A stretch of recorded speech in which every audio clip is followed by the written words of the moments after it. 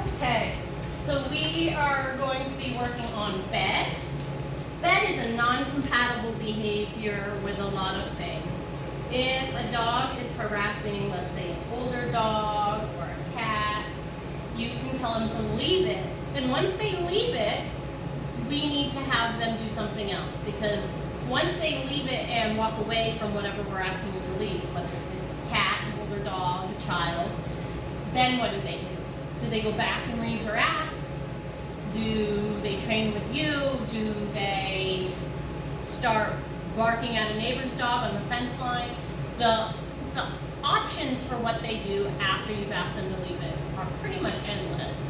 So we want to give them a skill that they can use to do after we've asked them to leave it. So we can use bed to teach them to decompress. So if they're getting a little overexcited and barking in another dog's face, we can say leave it and send them to their bed. The reason I like sending them to their bed over putting them in a crate is that a crate, they're actually building frustration. They're held back by a barrier versus on their bed, they're using their own self-control to build their impulse control and calm themselves back down. It's also a great way to ask for space while still having multiple dogs out loose in the house. So you can have a dog on one side of the couch on a calm down mat and a dog on another side of the couch on a calm down mat. You can use it at the vet's office if you have a dog that gets overstimulated. And I start by teaching it as a party mat. So you step on the mat, something fun happens. Yes! So I barked the second he stepped on that mat, but then I fed him in the down position. This dog knows down, off of his bed now, and down means lay down, elbows to floor, not stop jumping.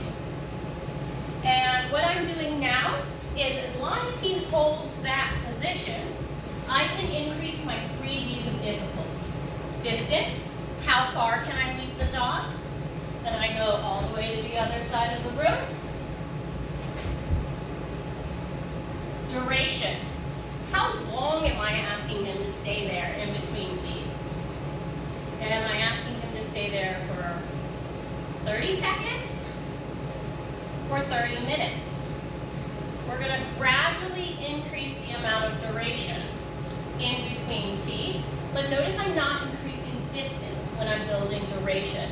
I like to practice duration when they're close to me. Maybe when I'm sitting on the couch reading a book, or when I'm doing the dishes, I'll put the dog bed right next to the sink. And I'll start by feeding.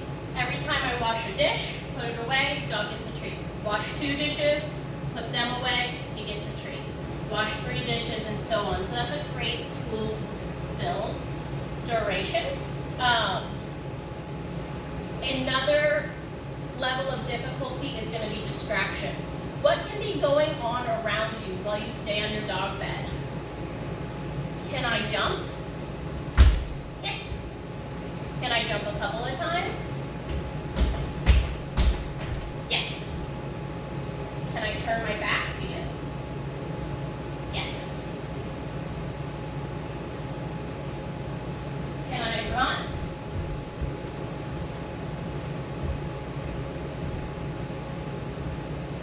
Can I pick up a toy? Notice I return to the dog each time. Pick up the toy higher.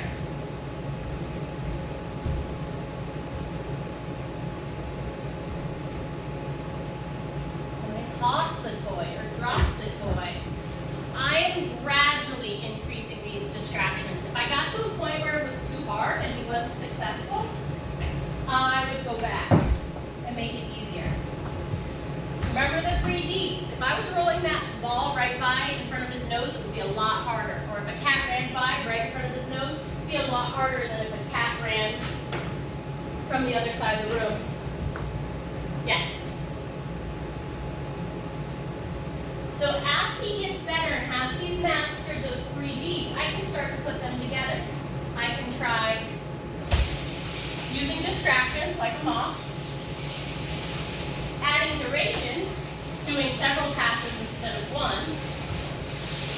increasing the distance or decreasing the distance of the distraction to the dog. Yes. All those things can start to come together. When I'm done, I'm going to tell him, okay, good. I'm going to grab his collar and not let him back on there. I'm going to pick up the dog bed and put it away. During the first month of place training, I am going to put away the dog bed when we're not training because I want the dog bed itself to be a pull to it. So once I've gotten it practiced at home for a month, then I can leave the dog bed out.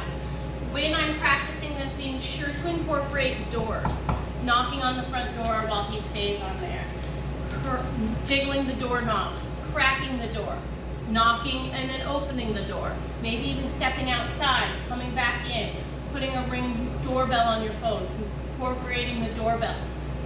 Preparing that difficulty with the front door too, because now we can send our dog to the bed when somebody comes in. Instead of having the dog jumping all over him, they'll be laying on the dog bed. When you're practicing dog bed, it's a great idea to order takeout for a week where they deliver it to your house, because then you can have some real opportunities to practice dog bed training while somebody's actually bringing stuff to your door.